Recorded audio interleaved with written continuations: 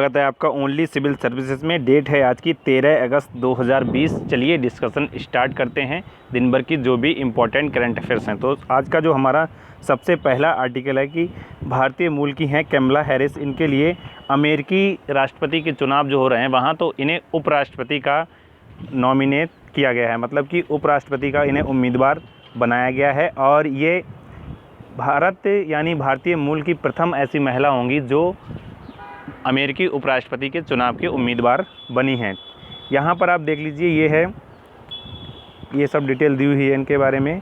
और ये पहली अश्वेत महिला हैं। अश्वेत का मतलब यहाँ पर होता है कि जैसे दो टाइप की रेस मानी जाती हैं, एक ब्लैक और एक वाइट। तो ये ब्लैक को हिंदी में कहा जाता है अश्वेत, और ये पहली ऐसी अश्वेत महिला हैं जो भारतीय मूल की हैं और अमेरिकी उपराष्ट्रपति के चुनाव की उम्मीदवार हैं। ठीक है, तो इनके बारे में क्वेश्चन प्रीलिम्स में पूछा जा सकता है। उसके अलावा ये फ्लॉयड की जो हत्या के बारे जो नस्लीय न्याय कानून की समर्थक भी रही हैं। फ्लॉयड की हत्या हुई थी, जॉर्ज फ्लॉयड की, अमेरिका में। उसके बाद काफ़ी नस्लीय विरोध शुरू हुआ था वहाँ। ठीक है, तो उसके ये नस्लीय न्याय कानून की समर्थक रही हैं। और इन्होंने 2003 में अपना पहला चुनाव जीता था सैन फ्रांसिस्को के। ये अटॉर्नी जनरल बनी थी और 2010 में ये अटॉर्नी जनरल चुनी गई थी सैन फ्रांसिस्को की। उसके बाद कुछ अन्य प्रोविज़न। अगला जो आर्टिकल है वो हमारा गुजरात में मुख्यमंत्री किसान सहाय योजना शुरू की गई है। देखो, मुख्यमंत्री किसान सहाय योजना भी इम्पॉर्टेंट है, एग्ज़ाम में पूछा जा सकता है। और इससे संबंधित जो फैक्ट्स हैं, प्रधानमंत्री फसल बीमा योजना से संबंधित, उनके बारे में प्रीलिम्स में क्वेश्चन पूछा जा सकता है। अगर बात की जाए इस योजना की, तो ये गुजरात में शुरू की गई है। और इस योजना ने इस वर्ष के लिए, एक वर्ष के लिए प्रधानमंत्री फसल बीमा योजना की जगह अपने आप को प्रतिस्थापित किया है। मतलब कि प्रधानमंत्री फसल बीमा योजना एक साल के लिए अब वहाँ गुजरात में लागू नहीं होगी, क्योंकि जो बीमा कंपनियां हैं उन्होंने सरकार से प्रीमियम बढ़ाने की मांग की थी इस बार, और गुजरात सरकार ने मंजूरी दे दी है और 4500 करोड़ रुपए का भुगतान किया जाएगा। ये सब याद नहीं रखना है, बस आपको ये याद रखना है कि गुजरात में मुख्यमंत्री किसान सहाय योजना प्रारंभ की गई है। और ये क्यों की गई है? बीमा कंपनियों के कहने पर, मतलब कि उनकी रिक्वेस्ट पर एक प्रपोजल पास किया गया गुजरात गवर्नमेंट के द्वारा, जिसमें प्रीमियम की राशि 18,000 करोड़ से बढ़ाकर 4500 करोड़ कर दी गई है। चलते हैं आगे इस आर्टिकल में प्रधानमंत्री फसल बीमा का जिक्र हुआ है, तो उस योजना के बारे में हम जान लेते हैं। प्रधानमंत्री फसल बीमा योजना यह 18 फरवरी 2016 को प्रारंभ की गई थी एनडीए फर्स्ट गवर्नमेंट में, यानी जो इस समय प्रेजेंट गवर्नमेंट है इसके पहले कार्यकाल में इसको शुरू किया गया था 2016 में 18 फरवरी को। और इसके जो एम था वो ये था कि वन नेशन वन स्कीम, मतलब कि किसानों के लिए एक देश एक स्कीम की तर्ज पर ये लॉन्च की गई थी। और इस योजना में क्या था कि जो फसल बीमा किया जाएगा उसके लिए खरीफ की फसलों को किसानों को 2%, रबी की फसलों के लिए 1.5% और बागवानी फसलों के लिए 5% का प्रीमियम देना होता था। जैसे खरीफ की फसलों में कौन कौन सी फसलें आती हैं? खरीफ की फसलों में आती हैं जैसे मान लीजिए धान, मक्का और गन्ना। उसके बाद रबी की फसलों में गेहूँ, चना, ये आ जाते हैं रबी की फसलों में। और बागवानी फसलों में जैसे मान लीजिए आप सब्ज़ी वगैरह जो होती हैं वो आ जाती हैं इसमें। ठीक है, तो इस प्रकार से क्वेश्चन यहाँ पर फ्रेम किया जा सकता है। ये सब डिटेल दी हुई है प्रधानमंत्री फसल बीमा योजना के बारे में। इसमें खाद्य फसलें, तिलहन, वार्षिक वाणिज्यिक फसलें सभी शामिल की गई हैं। ये जो डिटेल हमने प्रीमियम की दर बताई थी वो ये सब इसमें दी हुई है। चलते हैं आगे। अगला जो आर्टिकल है, भारत में पहले निजी अपर स्टेज रॉकेट इंजन का परीक्षण किया गया है हाल ही में। इसके बारे में देखो, भारत में पहला निजी रॉकेट इंजन का परीक्षण किया गया किसके द्वारा? स्काई रूट एरोस्पेस के द्वारा। यह एक स्टार्टअप है एरोस्पेस सेक्टर का, और इसका जो हेडक्वार्टर है वो हैदराबाद में है। कहाँ है इसका मुख्यालय जो है वो कहाँ है? हैदराबाद में इसका मुख्यालय है। और इसने एक अपना निजी रॉकेट डेवलप किया है और इसका नाम रखा गया है सर सीवी रमन, जो कि नोबेल विजेता हैं, इनके नाम पर। ठीक है, तो ये एग्ज़ाम में यहाँ से जो 3 फैक्ट हैं वो इम्पॉर्टेंट हैं कि भारत की ऐसी पहली कौन सी निजी कंपनी है जिसने अपना अपर स्टेज रॉकेट इंजन का सफल टेस्ट किया है। उसका नाम हो जाएगा स्काई रूट एरोस्पेस। और किसके नाम पर रखा गया है इसका नाम? तो सर सीवी रमन के नाम पर इस रॉकेट का नाम रखा गया है। और इसका जो हेडक्वार्टर है वो हैदराबाद में है, ना कि बेंगलोर में। यहाँ पर आपको ध्यान रखना है, कंफ्यूज नहीं होना है। उसके बाद अगर बात की जाए इस स्काई रूट एरोस्पेस की, तो इसके संस्थापकों में मुकेश बंसल और अंकित नागौरी हैं।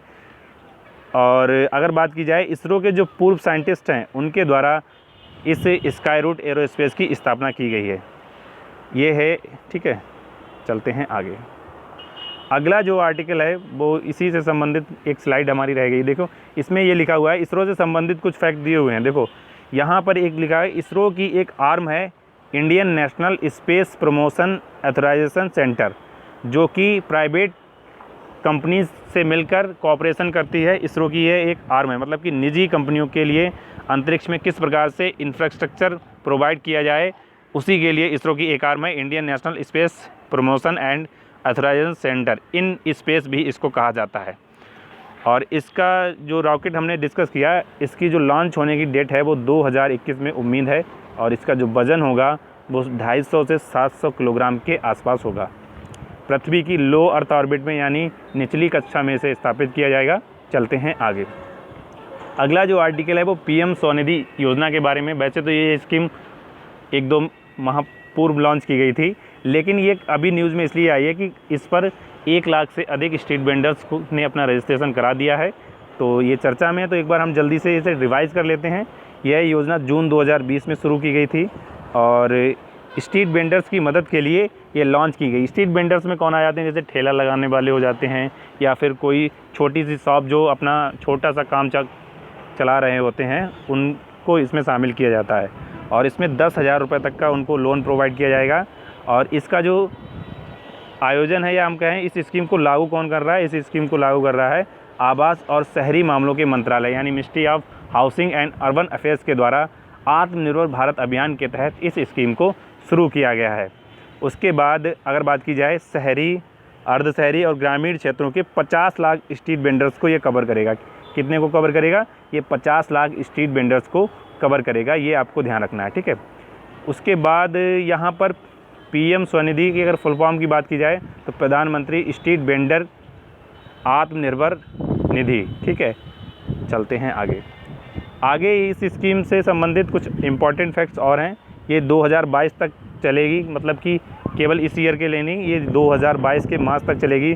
और इसकी जो टेक्निकल एडवाइज़र होगा या टेक्निकल सहयोगी होगा वो सिडबी होगा। कौन होगा? भारतीय लघु उद्योग विकास बैंक। सिडबी का अगर बात की जाए तो सिडबी का मुख्यालय कहाँ है? सिडबी का मुख्यालय है लखनऊ में। कहाँ है? लखनऊ में। तो ऐसे छोटे छोटे से फैक्ट जो हैं अगर आप नोट डाउन करते हैं तो आपको मतलब प्रीलिम्स में ये फैक्ट्स फ़ायदा देंगे।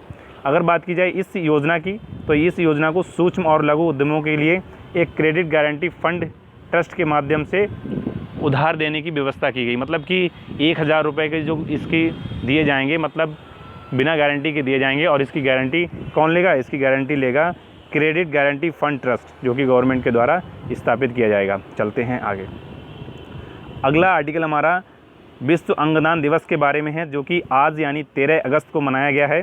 विश्व अंगदान दिवस, इस दिवस को मनाने का जो उद्देश्य होता है वो लोगों को ऑर्गन डोनेट करने के बारे में जागरूक करने के लिए होता है। देखो विश्व में हर वर्ष लाखों लोगों की जो डेथ है वो ऑर्गन फेलियर की वजह से हो जाती है। और अगर लोगों में जागरूक किया जाए तो इस ऑर्गन के कारण होने वाली मौतों को कम किया जा सकता है।